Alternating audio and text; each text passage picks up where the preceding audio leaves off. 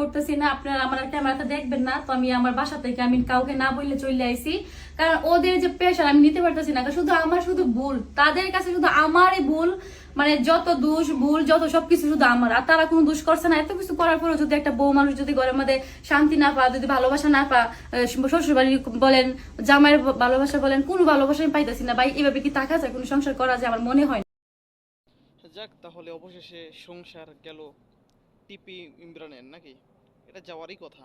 কারণ এরা যেসবভাবে সমাজটাকে নষ্ট করছে, বউ নিয়ে যা শুরু করছিল এরা, এদের দেখা দেখি আমি অ্যাটলিস্ট আমি ধারণা করি এদের দেখা দেখি মনে হয় 100 কাপল ব্রোকার এদের আশেপাশ থেকে বের হয়েছে।